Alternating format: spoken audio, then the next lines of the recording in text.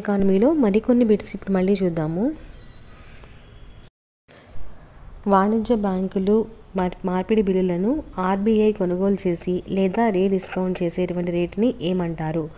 Option A repo rate, option B reverse repo rate, option C bank rate, option D base rate. So correct answer ఏంటి అంటే option C bank rate.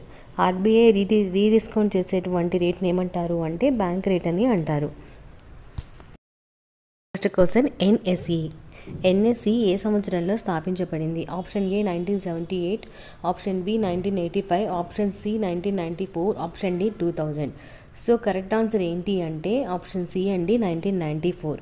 NSE యొక్క full form ఏంటి అంటే national stock exchange. So national stock exchange ఎప్పుడు స్థాపించబడింది అంటే 1994లో స్థాపించబడింది.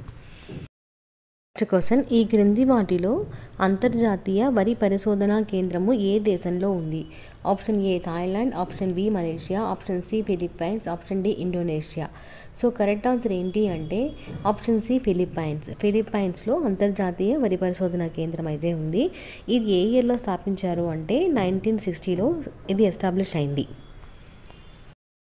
Next question international financial reporting స్టాండర్డ్స్ని అనుసరించడం ద్వారా భారతదేశం ఏ సంవత్సరం నాటికి 100 కంటే ఎక్కువ దేశాలతో తన అకౌంటింగ్ ప్రాక్టీస్ని అలైన్ చేసింది?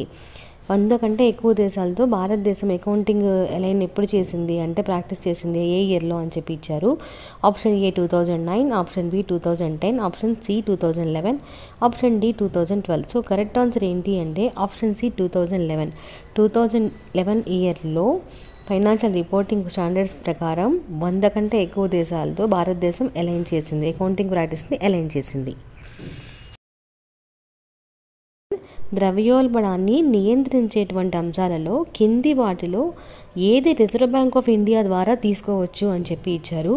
ఆప్షన్ ఏ ప్రగతిశీల పన్ను వ్యవస్థను ప్రవేశపెట్టడం, ఆప్షన్ బి ప్రజా వ్యయాలపై నియంత్రణ, ఆప్షన్ సి క్రెడిట్ యొక్క రేషనింగ్, ఆప్షన్ డి ప్రభుత్వ రంగాలను మెరుగుపరచడం, ప్రభుత్వ రంగ లాభాలను మెరుగుపరచడం. సో కరెక్ట్ ఆన్సర్ ఏంటి అంటే ఆప్షన్ సి క్రెడిట్ యొక్క రేషనింగ్ని మనం రిజర్వ్ బ్యాంక్ ఆఫ్ ఇండియా ద్వారా తీసుకోవచ్చు.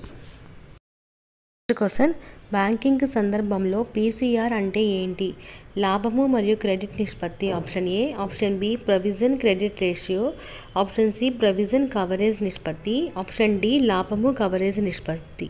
సో కరెక్ట్ ఆన్సర్ ఏంటి అంటే ఇక్కడ ఆప్షన్ సి ప్రొవిజన్ కవరేజ్ నిష్పత్తి. ఇది పీసీఆర్ అంటే ప్రొవిజన్ కవరేజ్ నిష్పత్తి, provision coverage ratio. Next question క్రింది ఏ ఉత్పత్తులలో పెట్టుబడిదారులకు ఇచ్చేటువంటి రాబడి కనిష్టంగా ఉంటుంది? Option A debt mutual funds, option B post office deposits, option C bank fixed deposits, option D ద్రవ్య నిధులు. సో కరెక్ట్ ఆన్సర్ ఏంటి అంటే ఆప్షన్ డి ద్రవ్య నిధులు.